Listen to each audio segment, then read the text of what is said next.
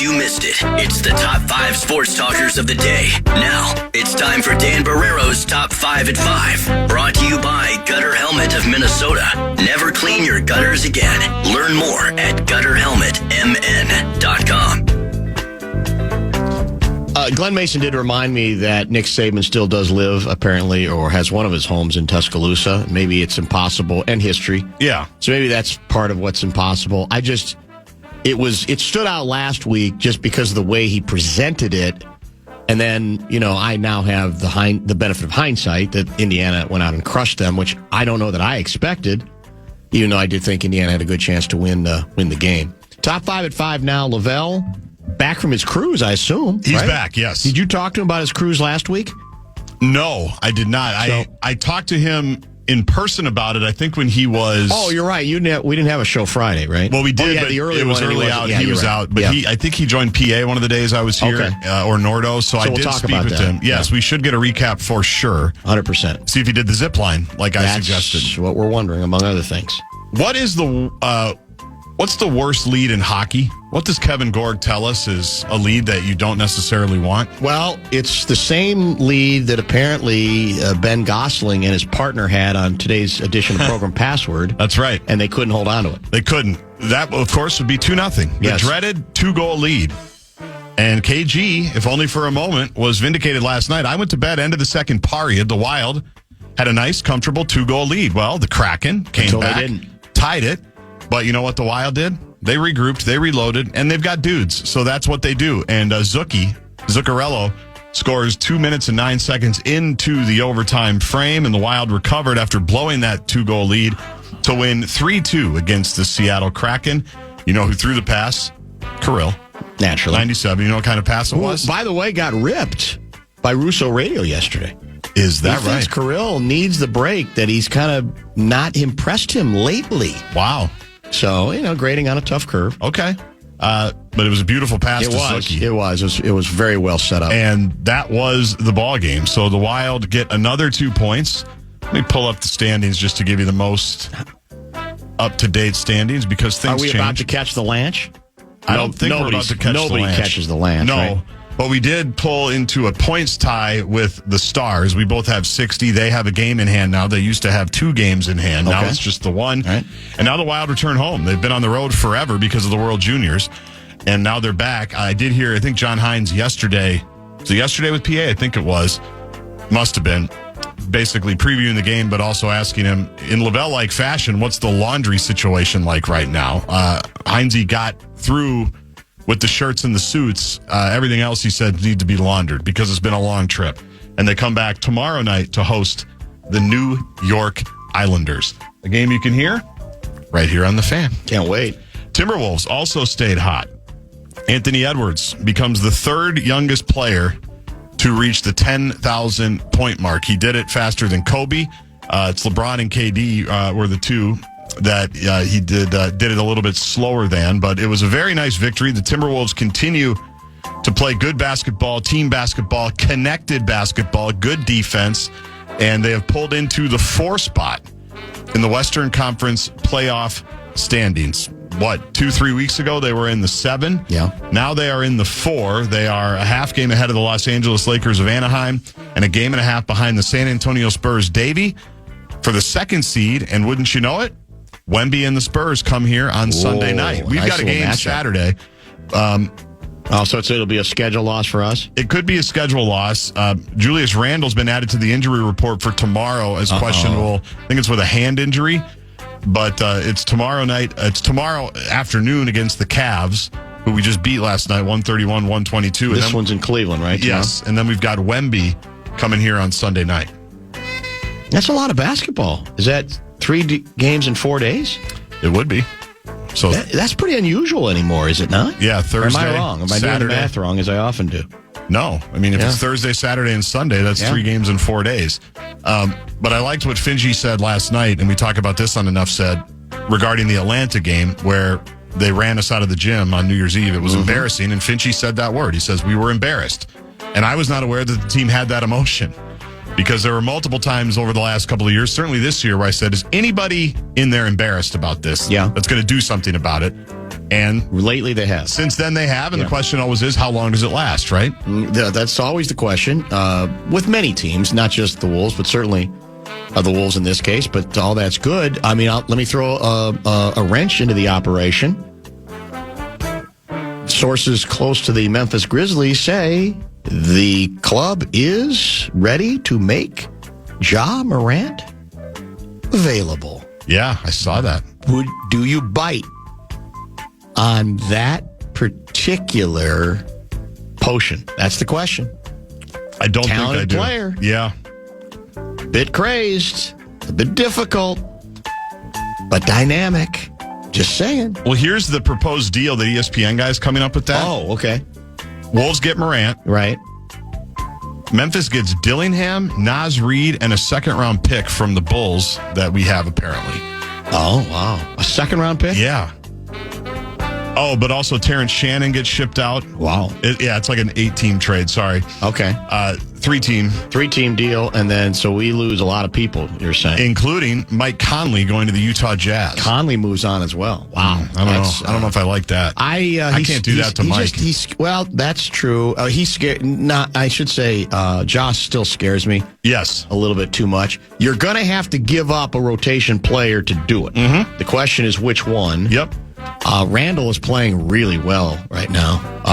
So it would probably have to be Naz as the odd person out because they ain't going to give up. They refuse to trade McDaniels, right? They're not going to do that. Right. And I don't think I want to trade Dante right now either, by the way. Dante's playing great. Dante's playing very well, you're right. Everybody's playing pretty well. He's not in. Did you say he was in that He's deal? not in that, but in other deals he's been floated because he's good and his contract is great. And that's a huge deal, especially in second apron terrorism where we are right now. You are correct. Where everybody is.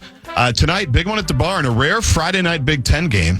7:30 tip. You'll hear it right here on the Fan. The Gophers riding high after the 2-game winning streak here in the Big Ten, including the victory at home on Tuesday night against the Iowa Hawkeyes, who were ranked 19th at the time. Host Eric Musselman and the USC Trojans. The pregame show is 7 o'clock. The tip from historic, and I'm back on board with the barn now, historic Williams Arena is 7:30. Eric started the show with us. He gave us a good 20 minutes.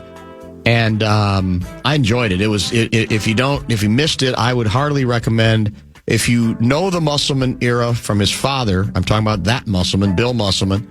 But even if you don't, Eric grew up here and has always had a special reverence for this market and for that arena. And it was fascinating listening to him say, I wasn't sure it was going to be all that big of a deal for me. And then we pull up to the barn, and I'm immediately taken back remembering this.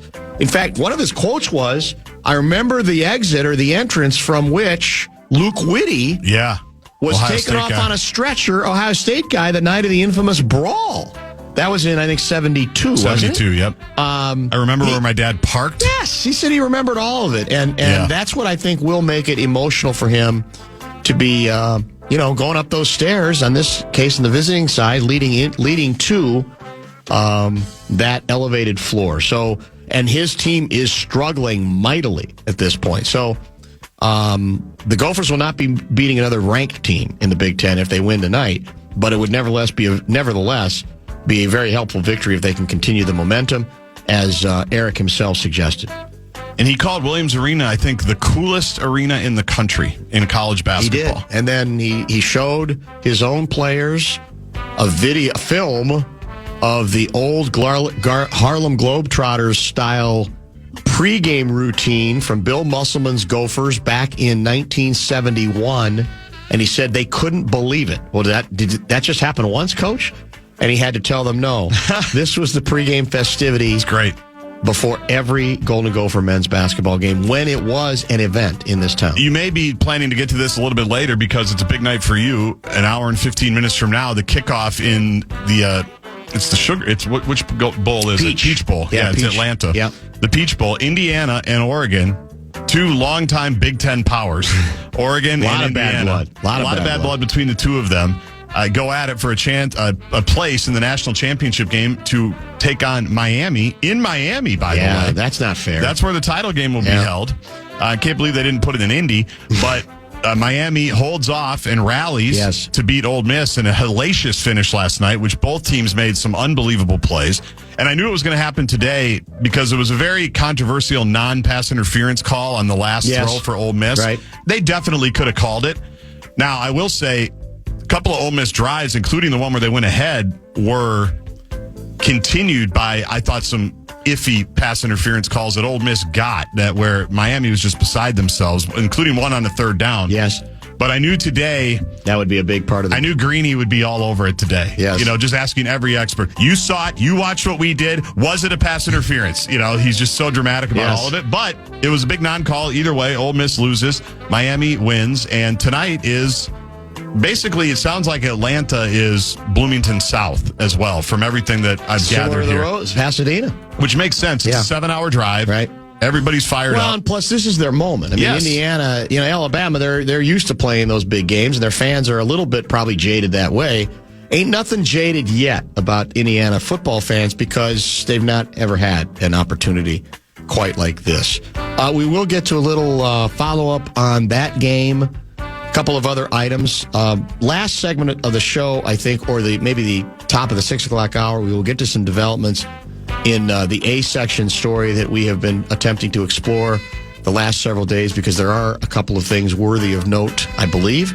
Lavelle is also scheduled for 5:30. I'm amazed you left out because part of the point of the top 5 at 5 is what? It's trying to bring air and exposure to stories that gobsmack us.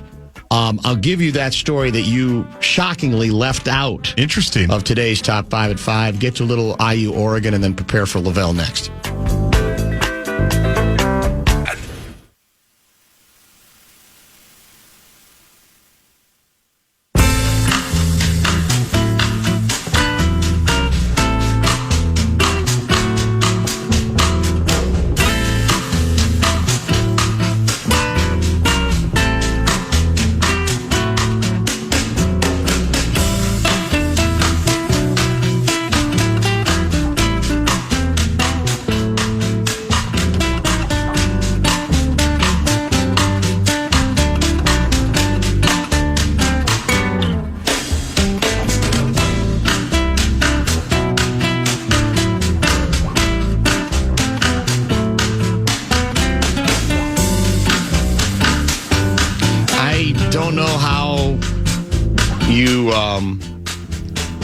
Kind of glossed over it,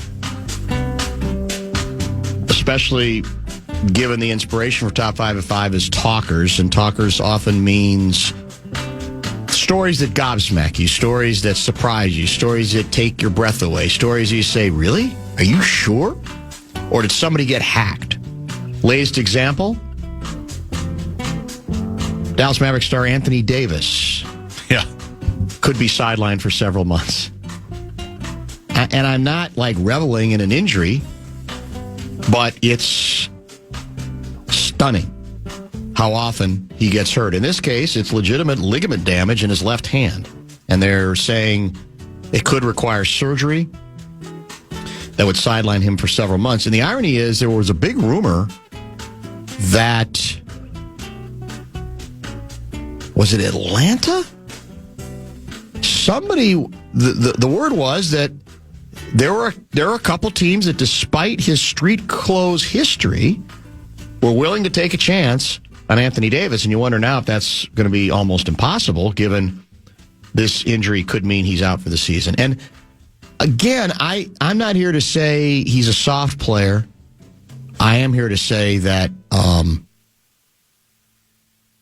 the most uncanny part of the Dallas decision to trade Luka continues to be who you got in return. Where if you're, because they didn't want to, and they may even had their reason to say, we're not going to give Luka the kind of lifetime contract that he wanted or that we were going to be obligated to give him, given the fact that he really wasn't taking care of his body. He's done that now in Los Angeles, it appears.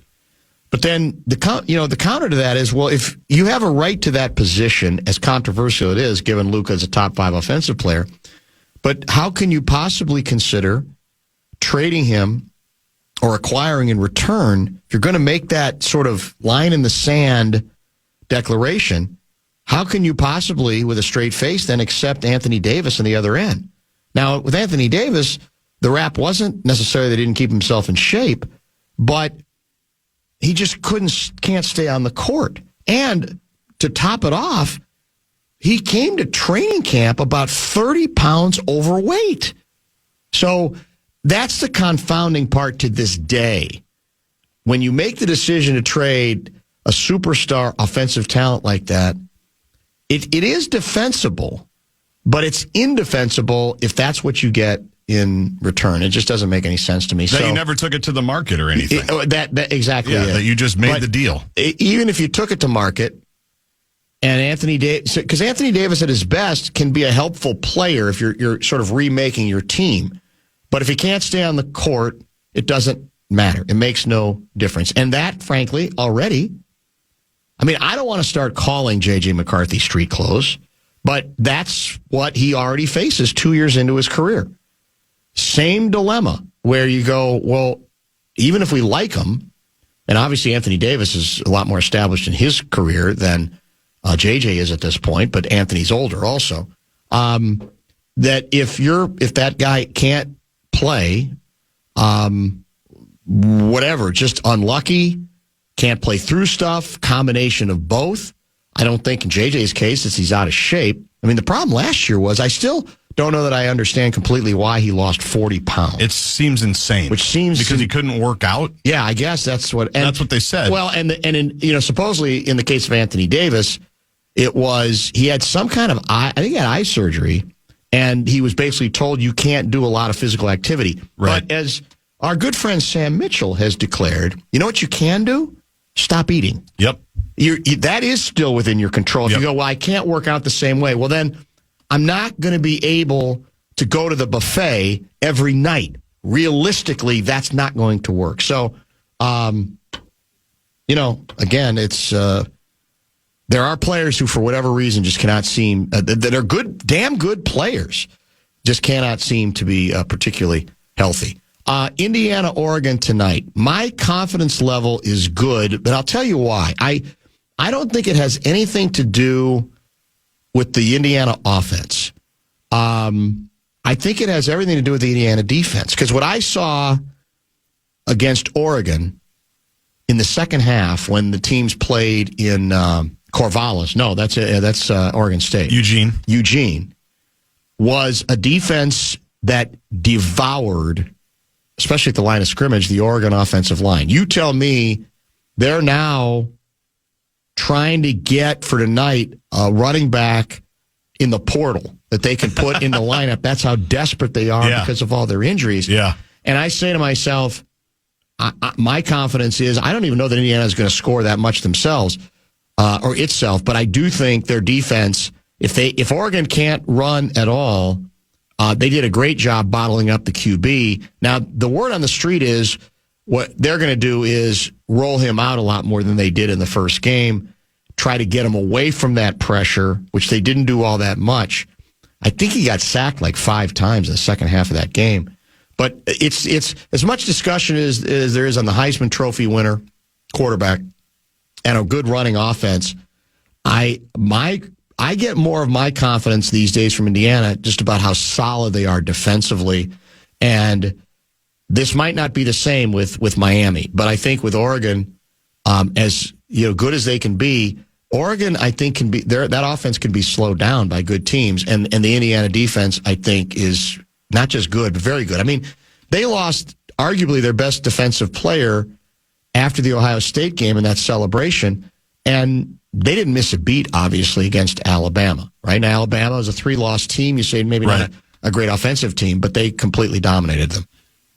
Yeah, Oregon's offensive line, I remember from getting ready for that game out there, they're pretty young, and they had improved over the season, but everybody out there said that Indiana game was a low point for them because they got completely owned. I just pulled up the stats. 6 sacks for Indiana that game and 8 tackles for loss. Yeah, that's it. Then basically that was, when Moore threw a couple of picks as well. Their defense is really, really good, really, really physical. And Oregon, wants to be physical too. They're not the Chip Kelly Oregon that just wants to trick you and run a million plays.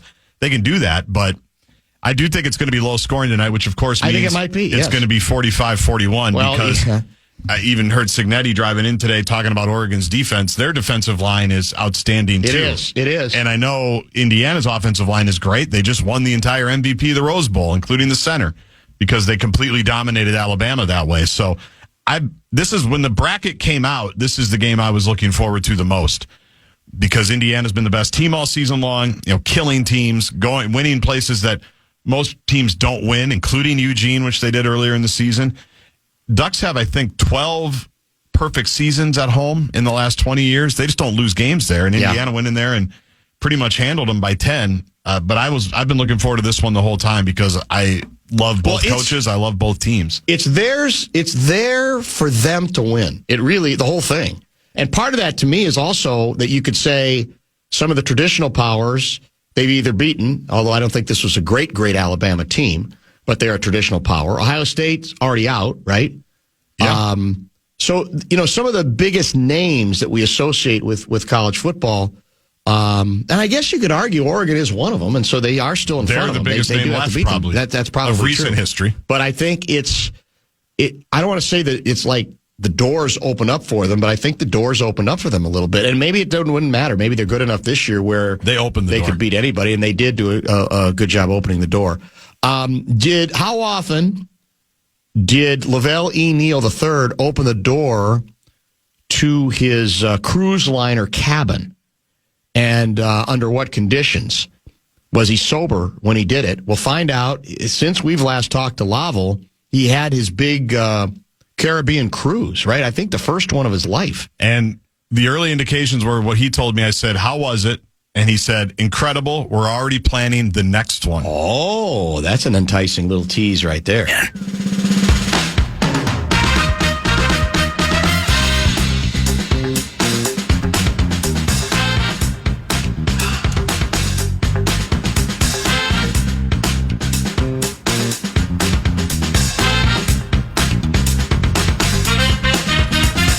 Which new job will B-Flow choose?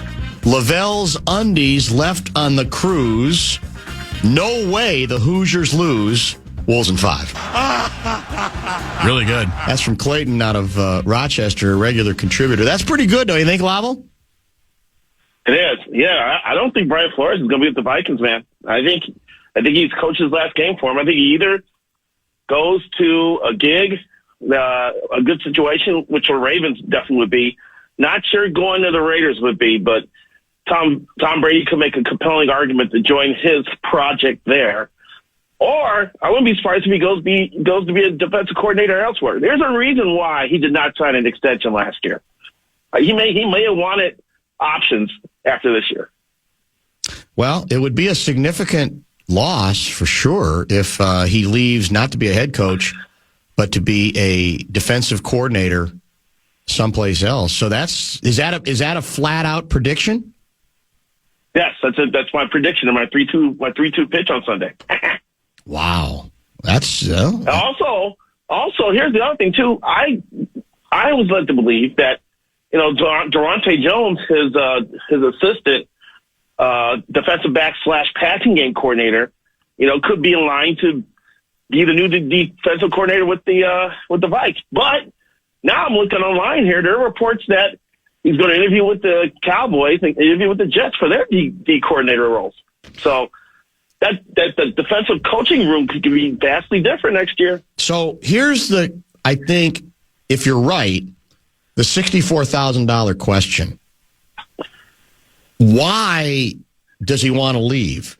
Is it he does not trust the course that this team is on at the quarterback position? You can only speculate that. I was listening live the day that John Krasinski raised all kinds of holy hell by throwing out some innuendo about hearing that there's potential strife in the behind the scenes with B-Flow. There's not been any reports or any suggestions of anything like that whatsoever. But there could be a variety of reasons. And maybe how the McCarthy year one went could be a factor here, because the one constant's been the Vikings defense. The one not inconstant has been the offense. So maybe he would be looking for a better situation to, be on a higher stage, maybe be in a larger market, go somewhere where he can get greater notoriety and help his status. The letter grade you would assign to the cruise, the Caribbean cruise you just got off of, the Lavelle experience, what's the letter grade? Okay. It was a 7-day cruise. Flew into Miami the day before. 7-day cruise. Stayed in Miami the night before coming back to the Twin Cities. So watched Bears, Packers in the bar in Miami, and I watched Bears, 49ers in a different bar in Miami before coming back here. It was spectacular. We're at sea for like the first 2 or 3 days. So we did a straight shot from Miami to Phillipsburg, St. Martin. And, just being on a boat was just the initial experience, and being on a monstrosity that is a cruise liner. And then, just being part of something that's sailing through the water that large and looking at the blue water and clear sky. Yep. Like only rained once the entire trip. And that was only for like 15, 20 minutes, so. And then basically we docked in the Phillipsburg at about 7:30 a.m., day 3. Of course, I closed down the casino bar at 3. Naturally. So I wasn't quite awake for the great moment when you pulled in, but I woke up about 8:30 and immediately just ran out on the deck and just kind of looked out and just saw beauty. Beautiful mountains, beautiful waters, calm waters. 3 or 4 other cruise liners docked too. These docking areas are massive, man. There was the one in St. Thomas, held 6 or 7 different ships at one time. It was crazy. Yeah, right. But just looking at the beauty, we went around Phillipsburg and did the tour, and they were telling us to look at those hills. That there are people individuals own those mountains, and the guy with the house on the side of the mountain, he owns that whole mountain. I'm like, good Lord, unbelievable. So. And the people, the locals were nice. The people working at the dock, they were kind of snooty. But the people were nice. Then we did St. Thomas. Then we did the day in Nassau and came back. And, stuff on the cruise ship, there's stuff to do. If you wanted to go watch a movie, you go watch it. If you wanted to go play bingo, you go play bingo. There was a basketball court. Yep. There was dodgeball. There was shopping. There was excursions on the islands once you landed. Good food. That came with the package. If you wanted to, eat somewhere swanky, you had the option to do that. So we did seafood one night, and paid on the side, and did hibachi grill Saturday night right before we got back. And the big question was, how are we going to get along together? Me and my brother and sister traveling together. And it was great. We got together for great meals, and we hung out in the decks. Nice. There was an area where I could smoke cigars, so I was able to end the day with a nice cigar on their deck with the other cigar smokers. So, and I didn't kill my brother because we shared a stateroom, and we were able not to kill each other for 7 days. So, even before we docked, we talked about another cruise. So you're asking me for a letter grade. I'm going to give it a solid A. Solid A. That's good. I'm glad it went as well as it did. I think we need a camera in the Larry and Lavelle stateroom next time. That's a great idea. I think that's a good reality show. That's a really good idea. That's true. Well, night 1. Okay, so first of all, you walk into the room. These rooms aren't that big, No. And so they screwed up. They had one bed in the room. I'm like, wait a minute, we're not sharing a bed. That's out, So, okay, we can help split it up for you. So they split the beds up, but there's only, I would say, 10 inches between each bed, so it's almost like you're in the same bed, So I come in the first night. Of course, once again, I discovered the casino. Yes. And everybody, it was the only bar that was open after 1 a.m. So it ended up being a popular place between 1 and 3. So I'm there chatting up, meeting other people. Met a couple people from Minneapolis. Eagles fan wasn't happy to see me. A smug Colorado Avalanche fan walked by me and said, "Hi, we just beat your team and made a statement." I guess that's when the Avalanche beat the Wild. So all that was going on. I came back into the room at 3:05, 3:10, Sure. And so my brother fell asleep, but he was sprawling out. So like 40% of his body's like on my bed over the 10-inch gap with the rest of his. That's too good. That's so too good. Larry, dude, you got to roll over, dog. You're on part of my bed. So he rolls over. As he rolls over, he just lets one out. Okay. So now I had to retreat to the balcony for 20 minutes just to let the air out. And I'm like, is this going to be every night? This is too good. This is just too good. So it wasn't that bad. That was the worst. That was the worst event of the whole. Do either of you snore? Yeah, we both had sleep apnea, so we both had our machines. You do? Oh, you have your machines. That's good. You brought them with. Now, are they portable enough? Is it a pain in the ass to have to carry those around? Yeah, I have a little carry bag for mine. Yeah. It's not that there is a travel size one. Like there is ones where you have the main unit, and then you can break it in half and take half on the road, which is much smaller and easier to travel with. Gotcha. Mine isn't that, So I had to kind of carry the whole bag. And then the cruise line was gracious enough to give us distilled water to fill up our reservoirs. Yep. That's important. Yeah. So I was able to use my CPAP machine. Although I forgot to put it on a couple of nights. I woke up in the middle of the night going, oh, man, I've been snoring. Where's my mask? So, but other than that, it was cool, man. It was cool. Yeah, it sounds like it was a sounds like you said, the real test is you said you would absolutely do it again. Yes, yeah. And we're going to try to do the other part of the Caribbean. Yeah. Maybe the ABC Islands, maybe Curacao, Aruba, sure. Yeah. Funny, Gaardsy, I was telling Gaardsy because I just did a story on Gophers basketball player Mara Braun, and I interviewed her father for the story, and we started talking, how was your holiday? I said, how was your holiday? I said, well, I went on a first ever cruise, and Chris Braun, they go on cruises all the time. So we had this 15-minute conversation about cruise lines and ships and locations. And he never flies into Miami. He flies into Puerto Rico because the water is calmer there. He hates flying, rolling out of, leaving Miami for cruises and stuff. So that's a little tip maybe I can use for later. So it's just a small world there. So pretty neat. How was did you suffer any seasickness? Were you okay with the ocean waves? Is that a challenge? That's a good question. Now, I adapted very well.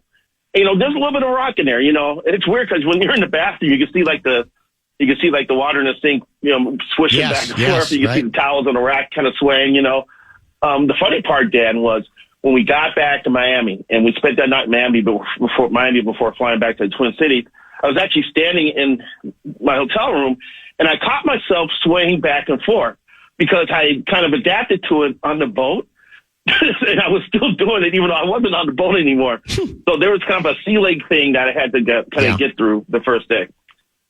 Outstanding report. We appreciate all the detail as well. That's what makes it so much fun. And by one more thing. Yeah. Getting a drink package definitely has its pros and cons. What would the cons be? I will say that. Well, let's just say by the third day, I was walking up to the bar. They were going, Buffalo Trace on the rocks, right? Wow. So, they saw you coming, huh? I became the Buffalo Trace guy. Yeah, very understandable. Now, did you socialize much? Because you're very social. You're very approachable. You're very engaging. So, did you socialize much? Did you bond with a lot of people, or did you guys stay to yourselves? How did you do it? No, we had some great conversations with people, especially when we were kind of, I called them, what did I call them? RHYs, roaming hordes of youths on these boats. Yeah. And it could be 3, it could be 6, it could be 9. And all of a sudden, like after 5 or 6 p.m., they're just roaming the decks. They're just walking around looking to do something. There was an arcade. I guess it wasn't cool enough for them. They just kept roaming and roaming. But there was one part on the boat that you had to be at least 18 to be in. So we spent a lot of the days in there hanging out and sitting at the bar there talking. We just struck up conversations with whoever was near us. Met a bunch of neat people. Met another guy with sleep apnea. Didn't see any Vikings fans. Definitely didn't see any Packers fans. There's other sports fans of other teams, and we had some great conversations. Talk about music. Yeah. The bartenders, were, they try to get you comfortable, so you just keep the drinks flowing. So they were engaged as well. So it was just a good vibe, man. We enjoyed each other's company. Like I said, being with my brother and sister for that long together, I was kind of curious how that was going to go over, but it was great. We had some great conversations. Good time. Good memories, too. Good people. Yeah. Everybody's in a good mood. I got a boatload of pictures. Nice. So looking forward to doing it again. I'm glad it went well. Have you weighed in yet anywhere, or will you, on your proposal for how the Vikings move forward at the quarterback position? Yeah, I got to dig into that this next week. I will say this too: the next 2 to 3 weeks, we're kind of really digging down on Olympic preview work because we're only going to have access to some of our local athletes for the next couple of weeks before they start heading over to Italy. So I'm making reservations and scheduling interviews with like Danny Casper and the curling team, the Peterson sisters and their team. The Frost. I've been instructed to write about the women's hockey program and the rivalry against Canada. So a lot of interviewing can be done along those lines. But yeah, I've got to lay out my multi-point plan for how the Vikings should navigate this offseason. Of course, part of that will be determined in the coming weeks when we find out who the defensive coordinator is and who's going to be left to help run the defense. But I definitely am for them bringing in a veteran quarterback and not giving the keys to JJ like they did so eagerly last year. Ended up being a mistake. We all of us didn't see that one clearly. We just thought that Befo's defense is going to be so badass that anyone could be running the offense and they would still win games, even if it was 13-3 or 6-2 or whatever. And we just all read that the wrong way. Of course, we never saw the injuries coming. I know you were talking about Anthony Davis and JJ. Hopefully, he's not that guy. Having covered Byron Buxton in his career, there is also a difference too. Now, the soft tissue injuries, the non-contact injuries, those can be concerning, but you can't avoid the blunt force trauma injuries. He slammed his hand on the helmet.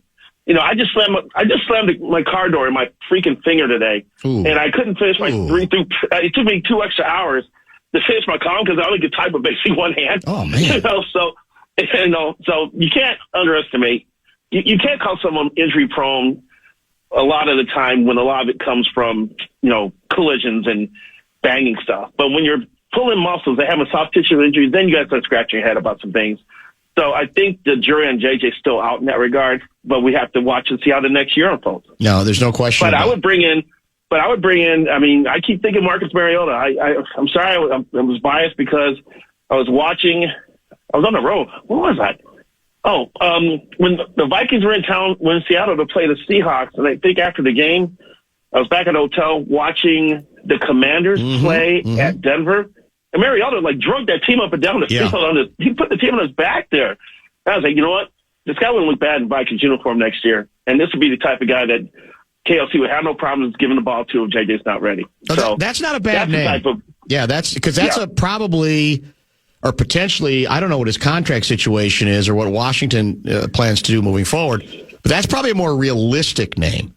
It's not a guy I want to be your full-time starter, but a guy who I think I do view as more than just a placeholder as a backup quarterback. So yeah, that would be an interesting name to get in the mix because I think people are being a little unrealistic about who's actually gettable for that particular role.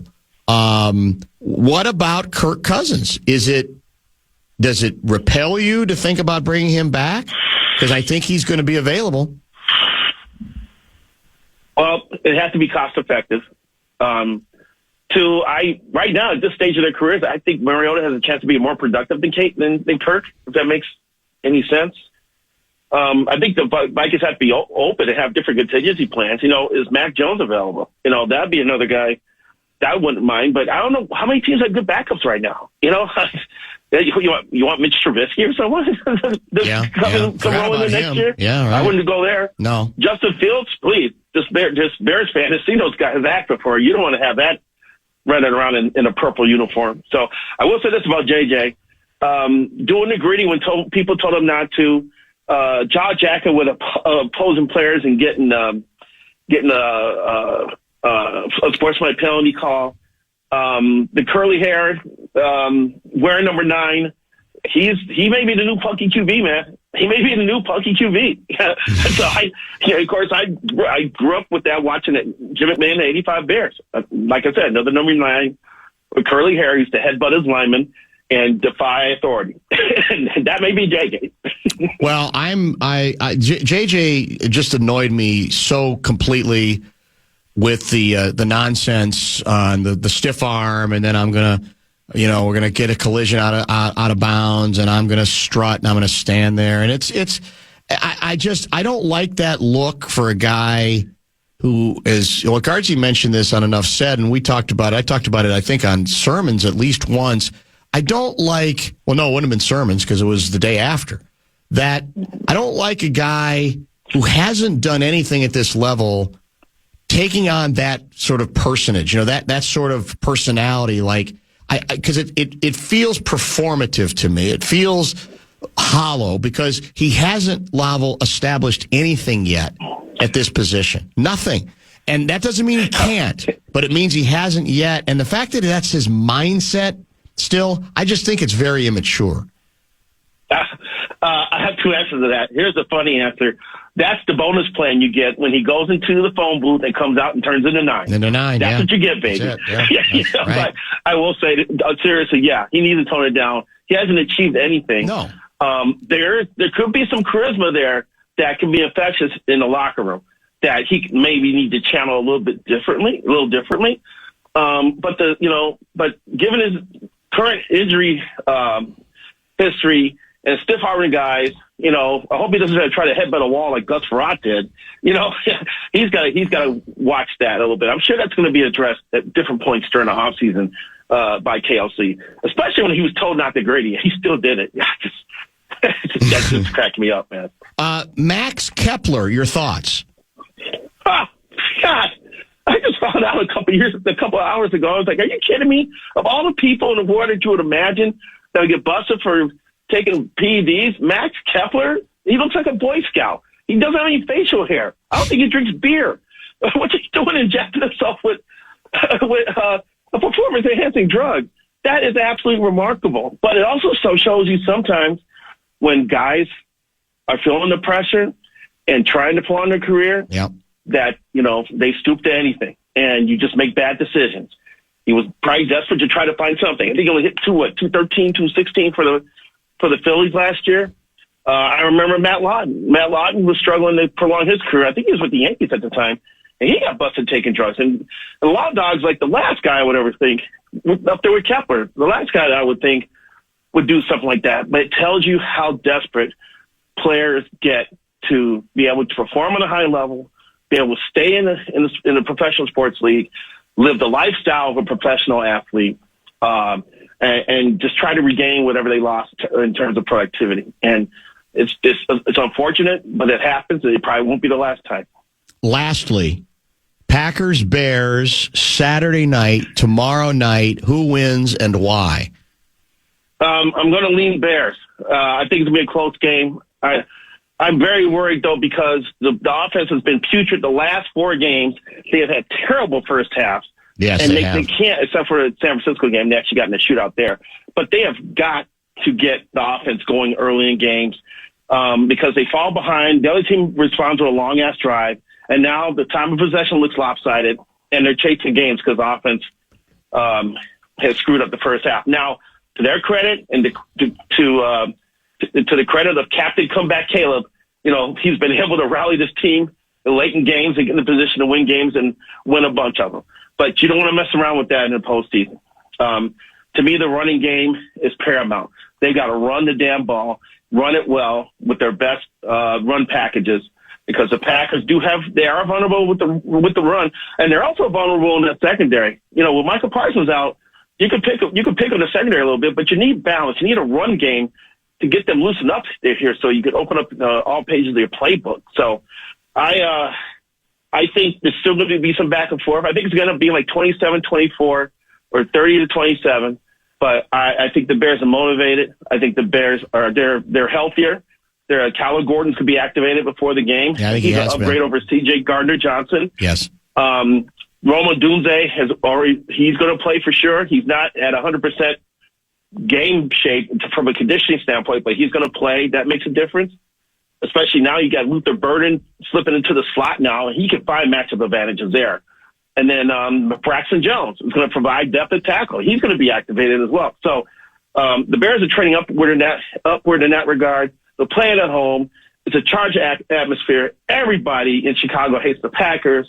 It's going to be a great atmosphere. I think they'll thrive in that environment and come out victorious. Sunday column. I led with Josh Bell finally had his introductory Zoom call yesterday, and so I talked to him a little bit, and I wrote something about how the Twins, after moving on from Miguel Sano, have botched the first baseman succession plan. And even though you look at Josh Bell's numbers from last year, it would have been an upgrade from what the Twins got this past year from the first baseman. So I'm congratulating the Twins for actually upgrading a position going into spring training. I look forward to it, and I appreciate the Cruise report, extensive and detailed. Have a wonderful weekend, and enjoy the Monsters tomorrow night. Yeah, should be great. I think it's supposed to snow in the morning, and the snow's supposed to end about 1 o'clock. And it's supposed to be about 29 degrees at game time, so a lot of wind. It's going to be bear weather, baby. Yeah, a lot of wind is what we're saying, which I think you're a little too high scoring on that game because of the wind, but we'll see, because weird things in Chicago can change at a moment's notice anyway, as you know. Mike Caleb made that overtime throw to DJ Moore in bad wind. That's true. And made it work, so I believe in Caleb. Thanks, man. Take care. Lavelle E. Neal III. Man.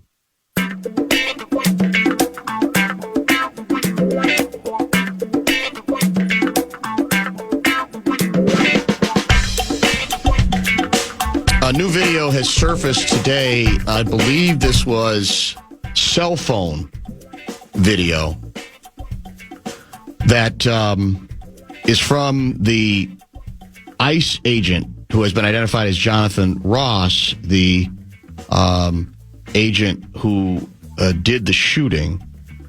And it appears to show Renee Nicole Good in her car right before she was indeed fatally shot. It was posted via social media earlier today by Alpha News. It's, I believe, 47 seconds long. And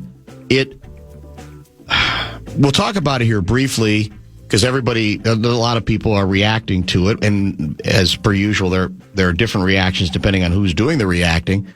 But it underscores the point we've been trying to make for a couple of days, that as much as we think we already have, we don't have everything, and we still don't have probably as much as we need to offer up what might be classified as a coherent, measured investigation of how to interpret what is undeniably a needless tragedy that indeed took place. I'll give you a couple quotes from a legal expert named Rob Dorr for what this is worth. He writes under Quick Take, helpful to the agent, the encounter unfolded fast, which likely limited his ability to recognize that he was out of the danger zone for shots 2 and 3. He couldn't see the angle of the tires, which a lot of people are putting a lot of weight on, which matters for assessing imminent threat. Not helpful to the agent. Ms. Good was cordial, showed no animosity or threatening behavior before the encounter. The agent placed himself in front of a moving vehicle and appears to advance toward it. There's a term that I'm not going to use on the radio for a disparaging remark about Ms. Good at the end. He says can be read as a mindset of compelling control/compliance rather than fear of death, which undercuts a self-defense narrative. We talk about this extensively tonight on Enough Said, which I think is going to be regular time on Fox 9 at 9:30, a little bit later than usual on Fox 9 Plus.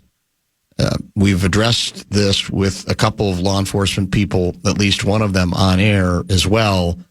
that there are a lot of law enforcement people who confirm a belief that there was nothing professional about getting in front of the vehicle, that is not a maneuver that is recommended. And to a certain extent, you could say if indeed the officer ever felt threatened, legitimately threatened, the actions preceding it made that almost inevitable, which I think is one of the questions that absolutely needs to be asked. And we've talked about the larger ramifications of that. This was a tragedy in that sense, waiting to happen, likely to be repeated, given the approach, in some cases quite reckless and unnecessarily aggressive approach that's been taken in more than targeted attempts to get rid of the bad guys.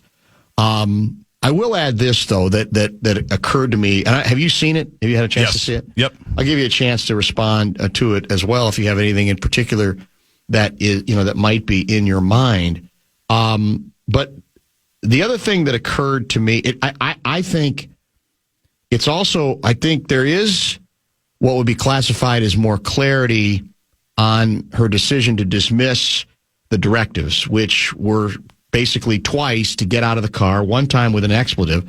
That seems a little clearer to me than it was before. And I'll say the obvious again. The approach that the victim took does not necessarily or should not end in her death. That should still be clear. However, what we're hearing from a lot of circles is that this is an example of how poorly trained, or I was going to say inexperienced, although I don't think this agent is necessarily inexperienced based on what I've read, but this feeling that a lot of these folks are not properly trained. If you buy that logic, and I think there's some truth to it given the numbers that are now involved in this activity, wouldn't that be all the more reason to not be able to trust how well they would handle a situation like this?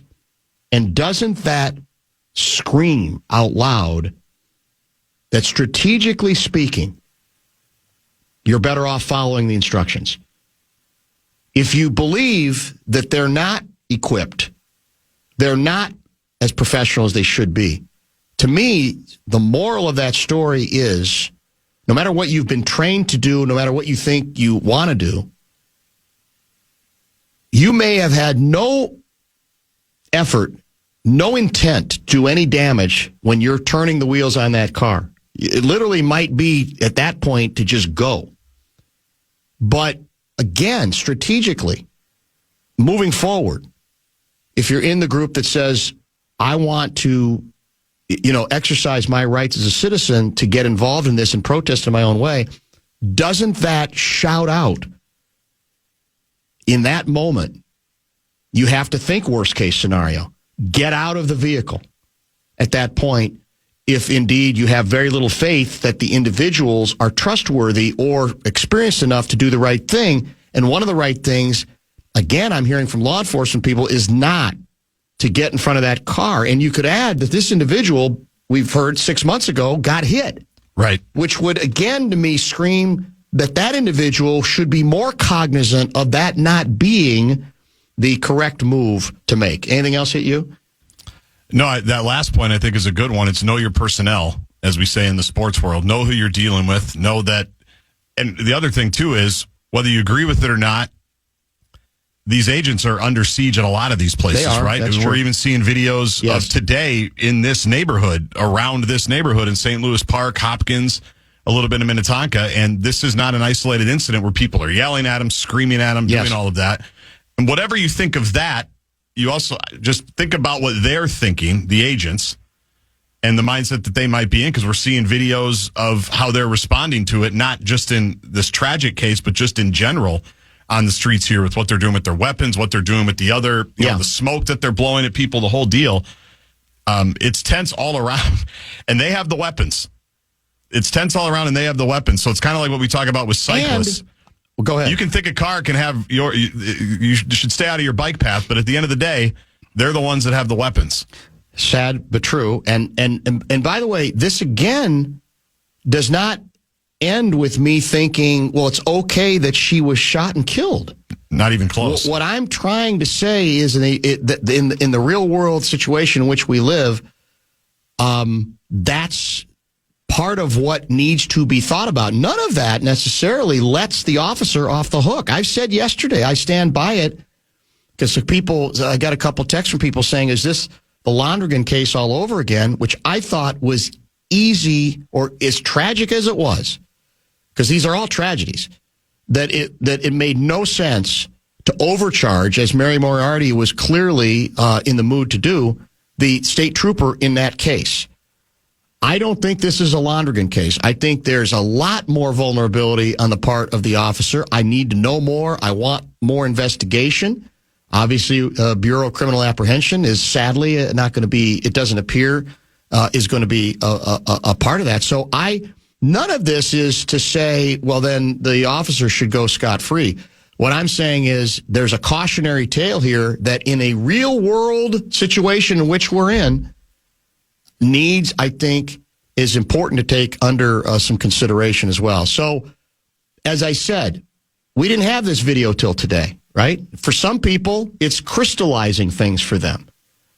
Well, isn't the moral of that story, we need more? We need to have an opportunity, because we didn't know, one would assume there's going to be body cam video that comes out at some point. I said also the VP talking about this, what was the term he used? Absolute immunity, which isn't even a term I don't think that legally exists, that he just, created.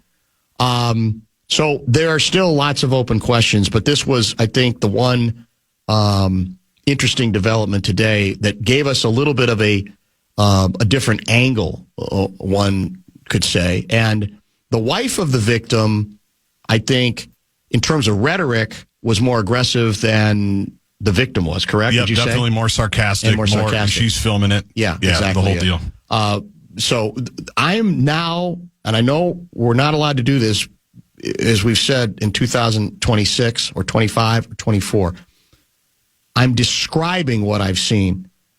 You can draw whatever conclusions that you want from what I'm describing. What I'm attempting to do is, for the sake of accuracy, describe what we saw in the tape.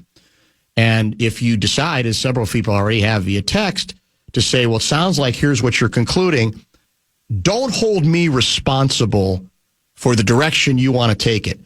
That's not my job.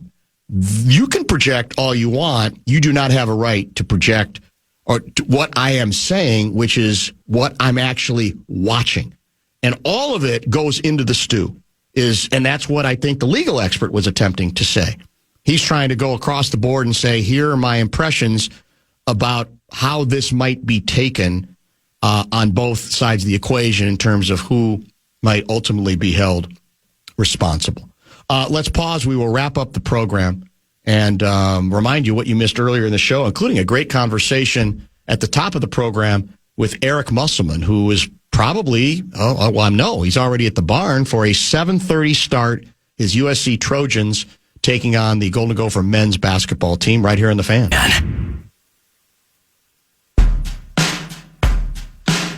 Show wrap, as always, presented by American Pressure, commercial-grade pressure washer since 1975. It's the bumper-to-bumper show wrap. We moved some things around on the Friday Football Beast, and I think it maybe freshened it up just a little bit. For example, we had Eric Musselman, the USC basketball coach, good friend of the program for many, many years, son of Bill Musselman, former Gopher coaching legend, back at the barn tonight, basically for the first time, right?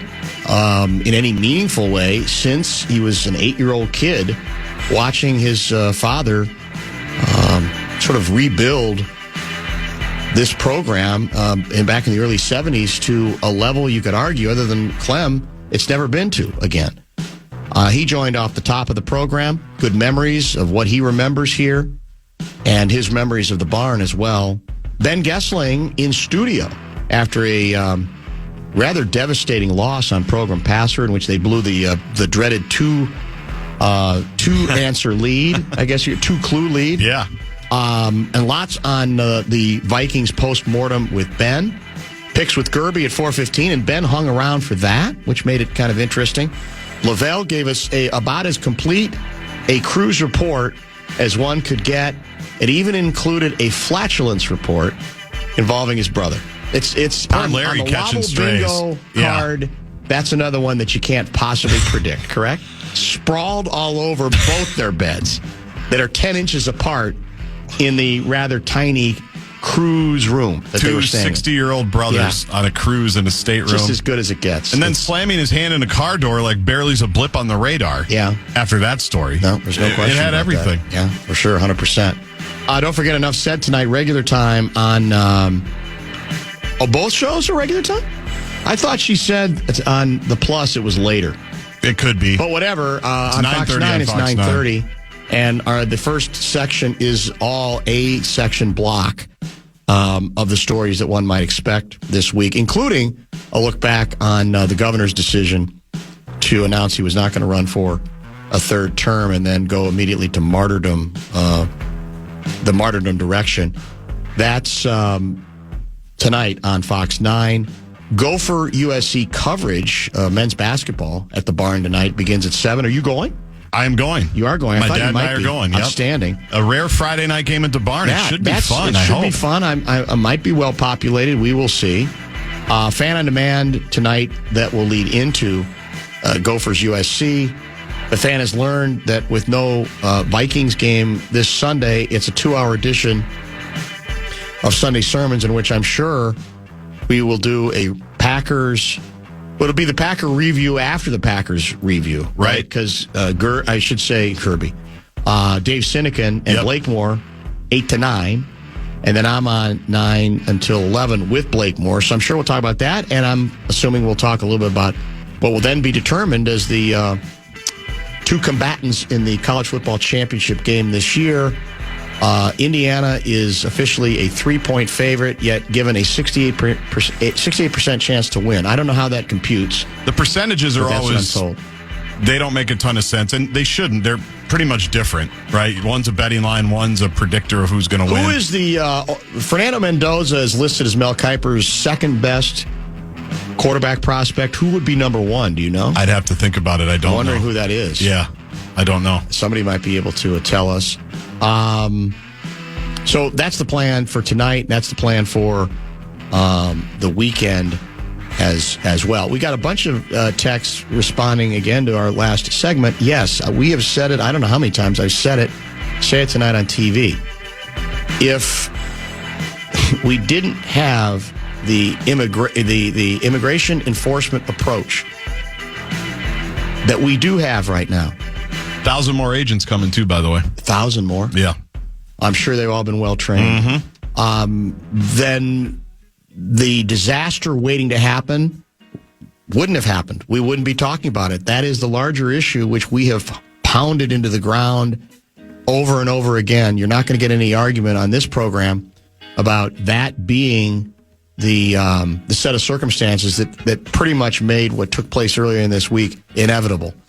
That's the larger problem. And unfortunately, as I said, this administration isn't going to back off. It's going to actually be emboldened by what took place and said we're going to double and we're going to triple down, which is why, again, as even the governor of this state has said, folks have to be very strategic in the approach they take.